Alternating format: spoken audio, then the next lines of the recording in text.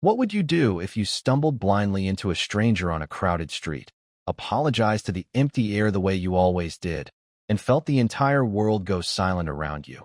Because the man you had just bumped into was the most feared killer in the city. And instead of fury, he leaned close and whispered a single word that made his own armed guards freeze where they stood. She could not see the faces. She could only feel it, the sudden hush, the collective breath held, the way the noise of the market fell away as though someone had closed a door on it. She reached for her cane with shaking hands and apologized again into a silence that felt like the edge of a cliff. And then a low voice, close to her ear, said one word, and she did not understand why it made grown men go still, or why it cracked something open in the dangerous stranger's chest, or why it would change both their lives forever. This is a story of hidden worth, buried secrets, and a ruthless man undone by the one person who could not see his reputation at all. Nora Bellamy had been blind since she was 6 years old, and she had spent the 20 years since learning that the world had decided her darkness made her helpless. She was soft and gently rounded, with a quiet voice and a habit of apologizing before she had done anything wrong, and she moved through the city with a white cane and a careful memory of every curb and doorway between her small apartment and the flower stall where she worked. People spoke to her slowly, as though blindness were a kind of deafness. They spoke about her as though she could not hear at all.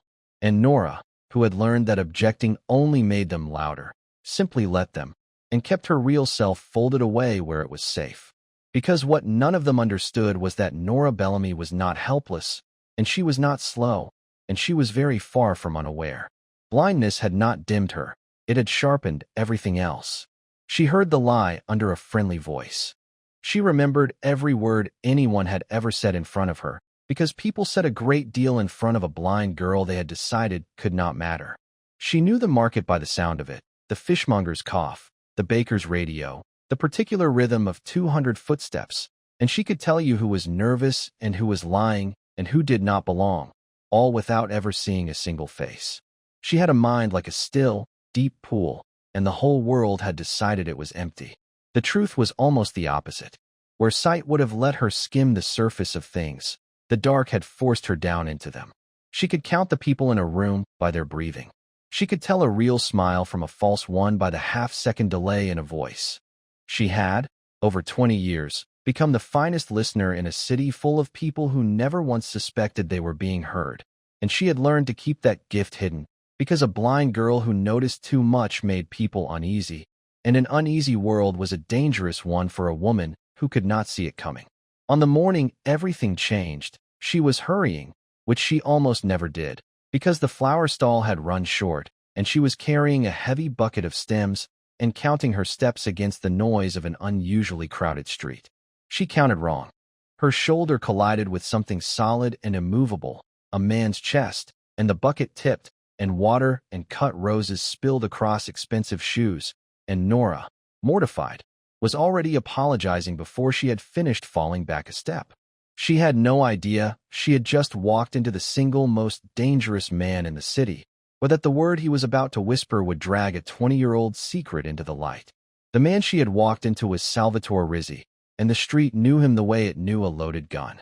He was tall and broad and dressed in a charcoal coat cut with lethal precision, the head of a syndicate that owned the ports and the docks, and the fear of every powerful family for 100 miles, a man rumored to end a life with a single unhurried nod.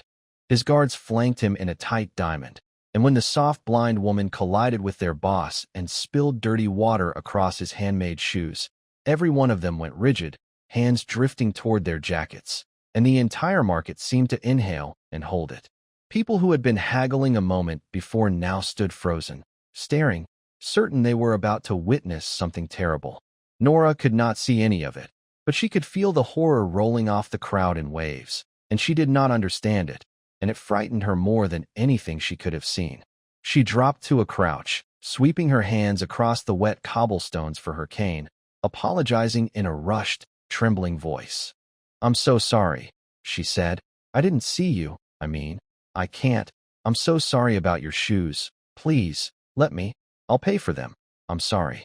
Her fingers found the cane. She gripped it and started to rise, braced for shouting, for a hand closing around her arm, for whatever it was that had made the whole street go silent. And Salvatore Rizzi crouched down in front of her. He moved slowly, deliberately, and his guards nearly came out of their skin, because the boss did not kneel, the boss did not lower himself to the wet street for anyone. But Salvatore was not looking at his ruined shoes. He was staring at the blind woman's face as though he had seen a ghost climb out of the ground, at the particular shape of her eyes, at a small crescent scar above her left eyebrow, and something in his ruthless, guarded face had gone completely, utterly still. For a long moment, he did not speak at all. He simply studied her, this soft, trembling woman apologizing to a man she could not see, and his breathing had changed. Then he reached out, and with a gentleness no one in that market had ever seen from him, he steadied her elbow to help her up, and he leaned close to her ear, and he whispered one word. Ren. The word meant nothing to the crowd. But Nora Bellamy went absolutely rigid, the cane trembling in her grip, because Ren was a name she had not heard spoken aloud in 20 years, a name from before the darkness, a name that belonged to a little girl who no longer existed, a secret she had buried so deep she had almost convinced herself she had dreamed it. And the fact that this terrifying stranger knew it turned her blood to ice. The guards had gone very still, exchanging shocked glances, because they had heard it too, and some of them were old enough to know what it meant. All around them the market held its breath, 100 people frozen in place, certain they had just watched the most dangerous man in the city do something none of them had ever seen him do, and none of them understanding why. How? Nora breathed, her whole body shaking. How do you know that name? Salvatore Rizzi rose slowly to his feet, and when he spoke his voice was rough with something no one had ever heard in it. Because I have been looking for you, he said, for 20 years, and I had begun to believe you were dead. Nora stood frozen in the middle of the market, water soaking through her shoes, roses scattered at her feet, and understood that her small, careful, folded-away life had just come apart in a single word. Salvatore took her, over her frightened protests, to a quiet room above a cafe his family owned, and there, with his guards posted at a distance and his voice uncharacteristically careful, he told her the thing that unmade her. 20 years ago there had been two families, the Rizzis and the Vances, bound by an old alliance and an older friendship. Salvatore had been a young man then, barely 20, and his closest friend in the world had been a man named Thomas Vance, who had a little daughter with a crescent scar above her eye from a fall, a bright, fearless girl of 6 who followed the two young men everywhere and whom Salvatore had loved like his own blood. And then there had been a fire. The Vance house had burned in the night, set by a rival who wanted the alliance broken, and Thomas and his wife had died in it. And the little girl was never found. They had searched for weeks. They had found no body and no living child, and eventually the world decided she was gone. Salvatore had never forgiven himself. It was his family the fire had been meant to punish, his war that had killed his best friend, and the not knowing had sat in him for 20 years like a stone. You were pulled from that house by a neighbor, Salvatore said quietly, watching her. The smoke took your sight. You were young and traumatized, and you could not tell anyone your name, and you were placed into care as an unknown child, and somewhere along the way a kind family gave you a new one. Nora Bellamy. He leaned forward. But your name, the name your father gave you, was Ren Vance. And Nora, listening in the dark, felt 20 years of a half-remembered nightmare, the smell of smoke, a big warm hand carrying her, a name she had thought she invented, click into a single unbearable truth. Everything she had been told about herself was a fragment of a much larger story, and the most feared man in the city had just handed her the rest of it. I don't remember, she whispered. I only remember the smoke, and being carried, and a word. Ren. I thought I made it up. You did not make it up, Salvatore said, and his voice was not steady. Your father was the best man I ever knew, and I have spent 2 decades believing I failed him twice, first by not saving him, and then by never finding you. He was quiet a moment. I am not going to fail you a 3rd time. In the weeks that followed, Salvatore Rizzi did something that stunned the entire underworld. He brought the blind flower seller into his fortress above the water, under his absolute protection, and he treated her not as a curiosity or a charity, but as what she was, the last living piece of the man he had loved most.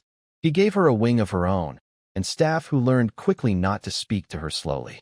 And Nora, who had spent 20 years being handled, found herself, for the first time, simply respected. Salvatore did not push her to remember. He sat with her in the evenings and told her about her father, the way Thomas laughed, the terrible cards he played, the way he had loved his fierce little girl. And slowly the fortress began to change around her and around him. Because Salvatore Rizzi, a man who trusted no one, discovered that the woman who could not see him was the only person alive who had ever seen him clearly. She did not flinch at his reputation, because she had never seen the thing everyone else was afraid of. She heard the grief under his hard voice. She heard the loneliness he had buried for 20 years. And late one night, when he poured himself a measure of amber whiskey and did not speak for an hour, she reached across the space between them and found his scarred hand with her own and simply held it. And something in the most dangerous man alive cracked wide open. It became a quiet habit between them. He would come home from things he never described, and instead of retreating into his study, he would come find her and sit in the dark she lived in and talk, and she would listen the way no one had ever listened to him, hearing the man beneath the name the whole world feared. Once, when he fell silent for a long time, she reached up and found his face with her fingertips and read the exhaustion in it. And he let her. This man who let no one close, and neither of them said a word. And it was the most honest either of them had ever been. But Nora, being Nora, had also begun to hear things in that house that did not fit. Because Salvatore's people talked in front of the blind woman the way everyone always had, certain she could not matter, and Nora heard, in the seams of their conversation, the shape of something wrong. She heard a man named Cesare, Salvatore's own consigliere, take too many quiet calls in empty rooms. She heard him lie, smoothly, about where money had gone. She heard the particular tension in his voice whenever her father's name came up, a tension that made no sense, until slowly, over careful weeks, it began to. Because Nora had spent her life listening, and she was starting to understand that the man who had set the fire that killed her family 20 years ago had never been a nameless rival at all. She did not understand all of it yet. She understood enough to be frightened. And she did not know that Cesare had begun to notice the blind girl going quiet whenever he entered a room, and had started to wonder exactly how much a woman who could not see was managing to hear. Cesare had reason to be afraid, because Cesare had lit the match. 20 years earlier, he had been an ambitious young lieutenant who wanted the Rizzi-Vance alliance broken so that he could rise in the chaos that followed, and he had burned the Vance house to do it. And he had spent 2 decades since climbing patiently into Salvatore's absolute trust, becoming his consigliere, his right hand, the keeper of his secrets. He had believed the last loose thread, the missing child, long dead. And then Salvatore had knelt in a market and whispered a name, and brought that thread into the house. And now the blind woman was sitting in corners going quiet, and Cesare understood that the only person alive who might unravel the oldest crime of his life was a soft, sightless flower seller everyone had dismissed. He smiled, thin and cold, and began, very quietly, to plan. She would never see it coming, he was certain. It was the last mistake he would make as a free man. The cruelty came first, as it always does, dressed as concern. At a family gathering, Salvatore's cousin, a sleek and vicious woman named Bianca who had spent years positioning herself at his side, cornered Nora near the terrace, her voice sweet and carrying. "Oh, you poor thing," Bianca cooed, loud enough for the room. "However do you manage? It's so brave of Salvatore to take in a charity case." She let her tone sharpen. "But let's be honest, sweetheart, you're a blind little nobody who sold flowers on a corner. Whatever fantasy he's told you about long-lost family, you must know you don't belong in a room like this. You can't even see it." The temperature in the room dropped 20 degrees. But Nora, who had spent her whole life being spoken to like this, lifted her chin, and for the first time she did not shrink. "You're right that I can't see the room," she said, her quiet voice carrying with perfect calm. "But I can hear it. I can hear that you've had 3 drinks, that your laugh changes when Salvatore looks away, and that the man beside you has been lying to you all evening about where he was last night." She tilted her head. "I don't need eyes to know exactly who doesn't belong here." The silence had teeth. And Salvatore, who had crossed the room in silence, took Nora's hand and pressed it to his lips in front of the entire family, his dead eyes fixed on his cousin. "You will apologize," he said quietly. This woman is the daughter of the finest man I ever knew, and she is under my protection, and she hears more with her eyes closed than the rest of you manage with yours open." Bianca fled, and Salvatore bent to Nora's ear, his voice for her alone. "You never make yourself small in this house again, Passerata," he murmured, using the tender word for the first time, "little sparrow. Not in my world, and never in front of me." But across the room, Cesare watched the way his boss looked at her, and understood that his time had run out. That night, he made his move. The fortress went dark at 2:30. Nora woke to a silence so complete it pressed against her skin, and every instinct 20 years of listening had honed screamed that something was catastrophically wrong. The constant low hum of the house, the appliances, the distant generators, had stopped. Salvatore was gone, drawn to the docks at midnight by an emergency she now understood was a lie. And Nora, sitting up in the dark, realized something that would have paralyzed anyone else, and instead made her strangely, coldly calm. The intruders had cut the power to move through the house unseen. But Nora Bellamy had never once in 20 years needed the light. This was not their world. It was hers. She did not scream. She did not fumble. She rose in the pitch black and moved through the fortress with the silent, certain grace of a woman who had memorized every inch of it by touch and sound within her first week, while the men creeping in with their night goggles and their weapons stumbled against furniture they could not quite make out in the green murk. She heard them before they heard her, heard the wrongness of their footsteps, 4 of them, spreading out. She heard one pause at the foot of the stairs and murmur into a radio, "Find the blind girl. Cesare wants it quiet." And Nora, in the dark that was her whole life, understood exactly what she had to do. She went to the study, where she knew the wall safe held a hardwired phone that did not depend on the house, and her fingers, which read the world by touch, entered the code Salvatore had trusted her with, and sent a single alert to the only number that mattered. Then she did something no sighted person would have thought of. She used the dark. She knew the house made a sound sighted people never noticed, the particular creak of the 4th stair, the echo of the long gallery, the dead acoustic pocket of the linen room. She moved through it like water, drawing the intruders after her by sound, letting them chase a whisper of movement into the narrowest corridor in the house. And then she reached the old service panel she had found weeks ago by touch and through the manual bolts, sealing 2 of them into a passage with no exit and no light and no idea which way was out. She heard them start to panic in the dark that did not frighten her at all. And then she heard the smooth, unhurried voice of the man who had burned her family alive. "Ren," Cesare said into the blackness, testing the old name like a blade. "Or Nora, whichever you prefer. You have been so very quiet lately, sitting in your corners, listening." He was close. "I have spent 20 years keeping one secret, and you are the last person alive who can undo it. I should have finished this when you were 6. And Nora, standing motionless in the dark that belonged to her and not to him, did the one thing he never expected. She spoke, and her voice came from a direction he could not place, thrown by the acoustics she knew and he did not. "You set the fire," she said, and it was not a question.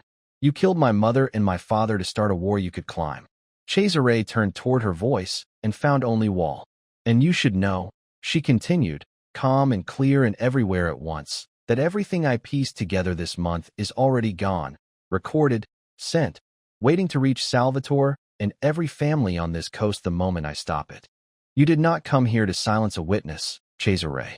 You walked into the one room in this house where I can see and you cannot." Cesari's certainty shattered, and in his half-second of confusion, groping toward a voice that seemed to come from nowhere, the front gates below exploded inward with the tortured shriek of an engine pushed past its limits. Salvatore had come home. Time seemed to fracture. Gunfire erupted below, brief and brutal and absolute, and Cesare spun toward it, disoriented in the dark, and Nora, who needed no light and no eyes, moved with perfect certainty. She heard the shift of his weight, stepped inside it, and drove the heavy brass floor lamp she had positioned by touch an hour before straight into him. And he went down hard against the desk, his weapon skittering across a floor he could not see. She heard it slide and kicked it away into the black. And then the study doors were thrown open and Salvatore filled the doorway, soaked in rain, his eyes wild, and searching a dark room where his blind love stood calm, and untouched over the man who had haunted them both. Marco, his loyal lieutenant, poured in behind him with 4 armed men and lights that flooded the room, and the trap Cesare had spent 20 years earning snapped shut around him at last. Salvatore had him by the throat against the wall before he could speak, and his voice was a lethal whisper. "You burned Thomas's house. You killed my brother in all but blood, and then you served me for 20 years, and tonight you came for his daughter." Then he turned his head, and the murderous cold in his eyes dissolved into raw, naked fear, and he released Cesare to Marco's men and crossed the room to Nora. His large hands moved frantically over her arms, her face, her shoulders, checking for any harm to what was his. "Are you hurt?" he demanded, his voice cracking. "Did he touch you? I'm here. Talk to me." "I'm all right," Nora wept, finding his face with her hands, reading the terror in it with her fingertips. "He came into the dark to find me, Salvatore. He forgot the dark is mine." Salvatore let out a broken, disbelieving breath and pulled her against his chest and pressed his lips to her hair, and for the first time in 20 years the most feared man in the city simply held on to someone as though the loneliness had finally ended. Cesare, the man who had smiled at Salvatore for 20 years while keeping the murder of his best friend behind his teeth, learned the price of underestimating them before the week was out. Salvatore did not act in blind rage, though every part of him wanted to. He let Nora lay the whole of it before the commission, the fire, the motive, the 2 decades of stolen money and quiet lies, all of it heard and remembered and assembled by a woman everyone in that house had spoken freely in front of because they were certain she did not matter. And when the 5 families had heard the truth, when even Cesare's own allies had gone silent, Salvatore looked at Nora, and she did not counsel death. "You do not need to make him a martyr," she said quietly. "You need to make him nothing." So they did it her way. They stripped Cesare of everything, exposed the oldest crime in the family to the very men he had schemed to lead, and let them cast him out. He was left alive, disgraced, powerless, the murderer of a beloved man laid bare before the whole underworld. His name turned into a curse whispered on every dock, a fate the old ones agreed was far crueler than the quick bullet he had given her family. The whole underworld, which had watched a blind flower seller be dismissed for 20 years, learned in a single season that she had heard everything they ever said in front of her and remembered all of it. And the rival house that had profited from that ancient war, the men who had helped Cesare rise, found their old crimes surfacing all at once, traced and remembered and delivered to their enemies by the blind girl they had never once thought to fear. Months later, on a bright morning washed gold with new sun she could feel on her face, Nora Bellamy, who had been born Wren Vance, stood on the terrace of the fortress with the wind off the water in her hair, and she was not folded away anymore. She had taken her father's name back. She ran the family's legitimate accounts now, because it turned out the woman who heard everything and forgot nothing was worth more than a room full of men who could see, and she moved through that house not as a charity case, but as its center. Salvatore came out and stopped, simply to be near her. "You're quiet this morning, Passerata," he said softly. "I'm listening," she said, and smiled. "I like the sound of this place when it's happy."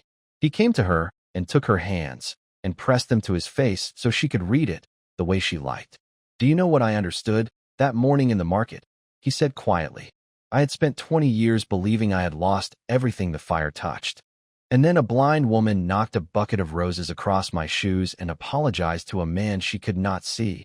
And I looked down and saw Thomas's eyes and Thomas's scar, and I understood that the one thing I had grieved longest had walked back into my life on her own 2 feet. He pressed his forehead to hers. "Everyone in that market saw a helpless girl. I saw the bravest person I have ever known, and it took a woman who cannot see at all to finally make me look." Nora lifted her face to the man the whole city feared, a man who bowed to no one and yet bowed, entirely, to her. And for the first time in her life, she believed she was exactly enough. They had all decided her darkness made her nothing, the blind girl, the charity case, the one who could not matter, and she had proven every last one of them wrong, because she alone had ever truly seen a ruthless man, and because the darkness they pitted her for had, in the end, been the one place her enemy could not follow. He had whispered a single word in a crowded street and unmade 20 years of silence. and she had walked out of the dark carrying the truth the whole world had lost. If Nora and Salvatore's story of buried secrets, hidden worth, and hard-won justice moved you, if you felt that chill when the mafia boss knelt in the street and whispered her name, and cheered when the blind girl turned the darkness into the one weapon her enemy could not survive, then do us a small favor before you go. Smash that like button right now. Share this story with someone who needs to remember that the person the world calls helpless is so often the one who sees the most. Subscribe to the channel and ring the bell so you never miss another twist-filled tale of the overlooked soul who finally gets everything she deserves. And drop a comment below and tell us, what was your favorite moment in Nora and Salvatore's story?